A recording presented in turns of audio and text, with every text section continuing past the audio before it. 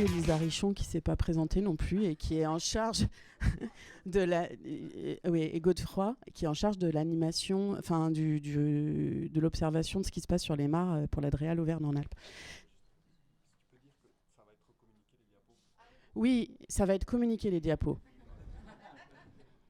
Alors, je suis bien embêtée parce que moi, j'ai la diapo la plus... Ouais, on m'a dit, allez, vas-y. Ok. Voilà. Donc, je suis Magali Hérault, je coordonne le CEDRE, donc le centre de ressources du service public de la rénovation de l'habitat. C'est un centre de ressources qui est à portée régionale, donc Auvergne-Rhône-Alpes. Et on intervient sur différents publics pour la mise en œuvre du service public de la rénovation de l'habitat, SPRH, auprès des territoires qui portent les services publics, auprès des espaces conseils France Rénov'. Et puis, on a aussi une mission d'animation des mares. Et du coup, il y a certains d'entre vous que je reconnais parce qu'on s'est vu à la DREAL en fin d'année. Qui est-ce qui était présent à la DREAL, qu'on voit à peu près le pourcentage? Ouais, il y a quand même la moitié, on peut dire. Du coup, je vais quand même être obligée de répéter des choses pour l'autre moitié. Donc, comme vous pouvez le voir, en fait, il y a une cartographie du SPRH avec plein d'acteurs divers et variés. Notamment, ce qu'il faut bien se souvenir, c'est qu'il y a des acteurs nationaux, régionaux, locaux. Donc ça, au niveau des répartitions territoriales, je ne vais pas le reprendre parce que c'est ce que vous avez vu avec les DDT, etc. Moi, ce qui m'importe aussi, c'est de vous expliquer en fait qu'il y a à chaque fois, il faut bien distinguer les dispositifs. Donc, par exemple, on parle de pacte territorial. Pacte territorial, presque, on ne devrait pas vous en parler ici parce que c'est les éléments de contractualisation entre les territoires et l'État. Donc voilà, ce qui est important, c'est de savoir que ce sont les collectivités essentiellement et parfois des départements d'Auvergne-Rhône-Alpes qui portent un service public de la rénovation de l'habitat. Le service public, en fait, c'est un territoire qui a une stratégie pour améliorer son habitat. Donc il y a une stratégie là à 3 ans et qui la met en œuvre. Nous, ce qui nous intéresse dans cette stratégie, c'est le volet rénovation de l'habitat privé.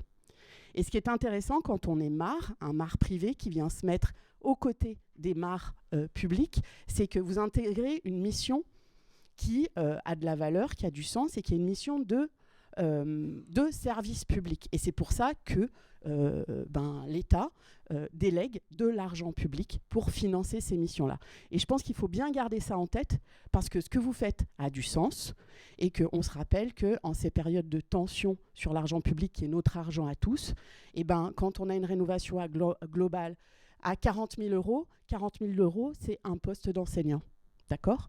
Donc, quand il y a un truc qui est foiré, c'est un enseignant quelque part qui n'est pas recruté.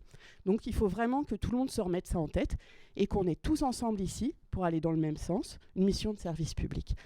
Donc, ce qui veut dire que vous vous intégrez dans des dispositifs déjà existants et que vous ne partez pas de rien. C'est un gros merdier, on va se le dire. Je peux le dire parce que moi, je ne suis pas la DREAL, je suis le CEDRE. Mais on essaye tous de se dépatouiller au niveau local avec ça. Et nous, au niveau du CEDRE, on a déjà une communauté de travail qui existe, qui est très solidaire, qui travaille ensemble avec des gens qui sont des gens militants, engagés. Et on est très heureux de vous recevoir tous à côté de nous parce qu'on sait que vous qui êtes là, c'est que vous êtes engagés sur quelque chose.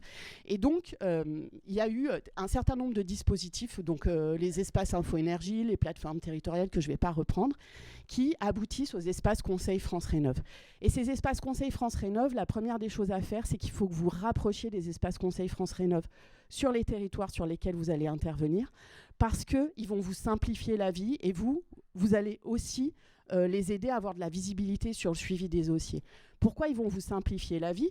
Parce que ce sont eux qui, sur le terrain, déjà connaissent le boulot depuis un certain temps, mais vont aussi sont référencés pour le premier appel. Et eux, en fait, ils vont faire le premier appel et ils vont qualifier cet appel.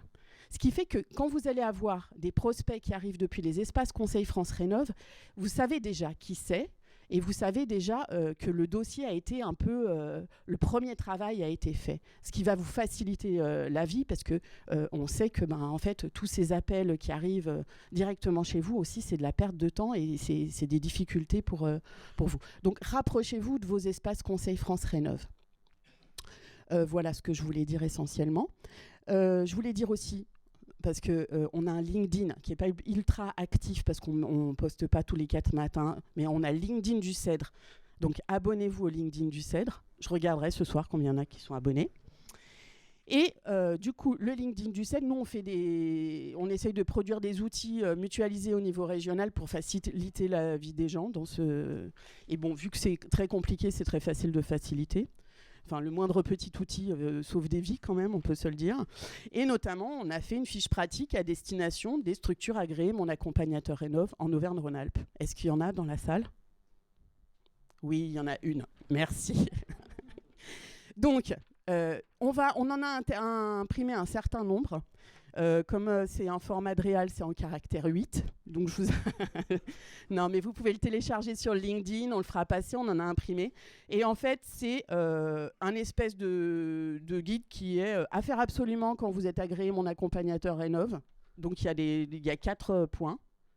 5, il faut que je mette mes lunettes. Ok.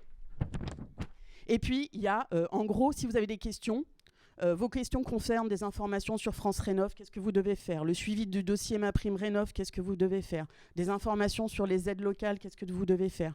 Le suivi, enfin, il y a un certain nombre de situations et on vous dit où vous adressez quand vous avez un problème sur ces situations-là. Voilà. Et merci pour votre écoute. Et vous avez les contacts aussi parce qu'il faut vous rapprocher des DDT, vous l'avez compris. Est-ce que vous avez bien compris l'histoire des DDT par département et tout ça ? Vous avez le droit de dire que vous n'avez pas compris, hein, parce que moi, ça fait depuis 2016, des fois, je ne comprends pas tout non plus. Donc, en fait, sur les acteurs territoriaux, au niveau départemental, les représentations de l'État au niveau des départements, c'est ce qu'on appelle les DDT, Direction départementale des territoires. Et ce sont ces DDT que vous pouvez contacter sur un certain nombre de choses et qui est aussi en charge de l'animation du réseau des mares, etc. On vous a mis les contacts sur la petite fiche. Voilà. Est-ce qu'il y a des questions ? C'est après ? Eh bien, pas tout de suite alors. Si vous avez des questions, gardez-les. Merci.